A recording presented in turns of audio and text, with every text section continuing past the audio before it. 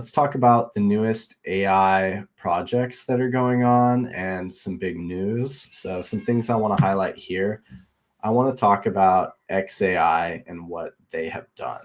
So really what they've done at XAI, it has kind of been a complete game changer for how the industry works. And I'll go ahead and share this video and just let you see for yourself.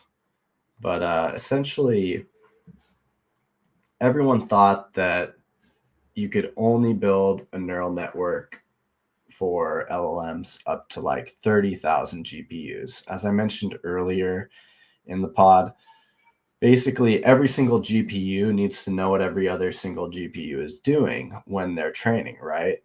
And Elon kind of flipped that on its head with first principles and built the largest training cluster in the world for LLMs, Colossus in Memphis, that has 100,000 of these NVIDIA GPUs connected. And so here's an interesting clip from the All In podcast kind of going over this.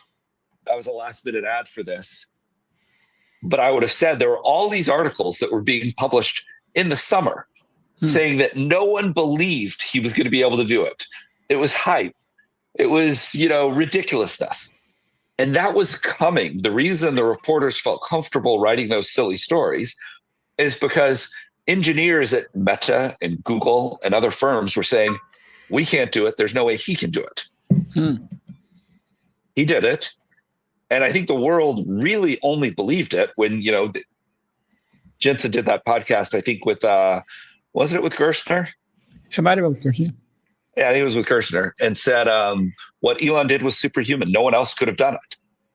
And I actually think you can argue that Elon doing that in a lot of ways kind of saved NVIDIA from a tough 6-month period when Blackwell was delayed, because everyone who was waiting for Blackwell and thought it was impossible to make 100,000 hoppers coherent rushed out and bought a lot of hoppers to try and do it themselves.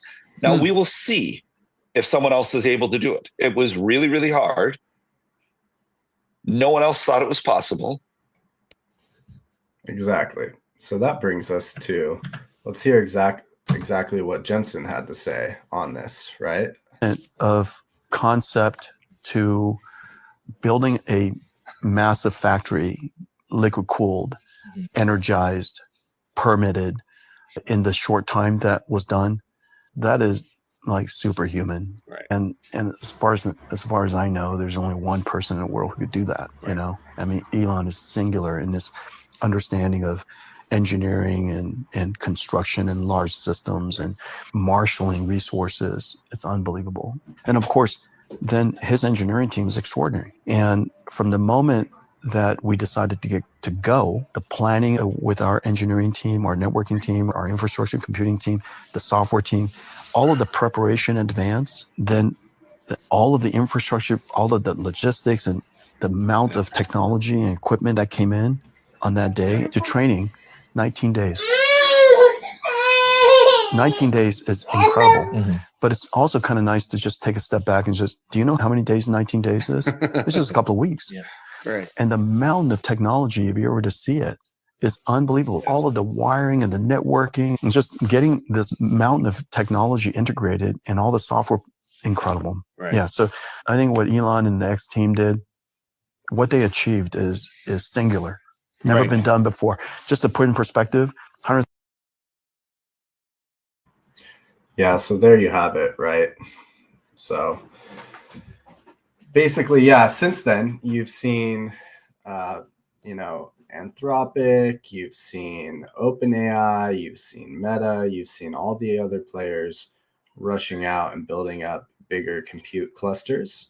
And we're actually going to see if this works. This might not work, but why wouldn't it be better, right? I mean, we're going from like 30,000 up to 100,000, and there has been significant scaling laws in the performance of these LLMs as you increase the size of the training network. So sometime this month in December or January, we're expected to see this model come out, and it could be at state-of-the-art levels of performance. So really cool. And this is typical Elon, like he did at SpaceX, looking at first principles. How can we make it more affordable, more realistic to go to space? Well, how can we lower the cost of getting to space and getting things to space? Well, if we reuse the rocket, we can cut the cost 10x or whatever it is. And it seems he just, pulls these engineering tricks out of a hat, right? I mean, obviously he has incredible engineers who work for him because he attracts that type of talent, but they were able to kind of look at this problem and design a new way to network these GPUs so that he could get 100,000 of them working together, each one knowing what the other GPU, every single other GPU in the network was doing. Really cool. I don't know. What do you think about this, Emmanuel? I mean, it kind of reflects Elon's personality. I mean, if we see all the things that, I mean, like you mentioned, and this is the first thought I had in my mind as well. If you see what he did, what he was done with SpaceX, I mean, also how he started Tesla, the nature of what he does is just, I mean, it's crazy, including what he's done now with XAI. So, I mean, obviously it's amazing and it's surprising what he's accomplished, but then at the same time, I'm like, like if you heard this news without even ever knowing who has ever done it, you'd immediately say the only person who could have done it is Elon Musk. So, yeah. Yeah, so I'm excited to see that model come out and see, the performance. Which brings us into another recently released model. Gemini released 1.5 Flash, and we actually have some data here on the performance of this. I think, let me go ahead and share that for you to see. So the cool thing is Gemini 1.5 Flash, obviously being faster and smaller, outperforms the previous Pro model on every single benchmark. This might be a little small for you to see, but general purpose went from 75% to 76%, code 85 to 92 on this benchmark, 54 to 56, 34 to 35. And it's just amazing to see these models are getting more lightweight, they're getting faster, and they're getting better. We are in the early days of LLMs and what they're going to be able to do. So really cool to see Gemini kind of taking a big step really to establish themselves lately. You're starting to see strong performance. Really stumbled out of the gate with their first releases that blew up all over the internet, being overly tuned towards DEI.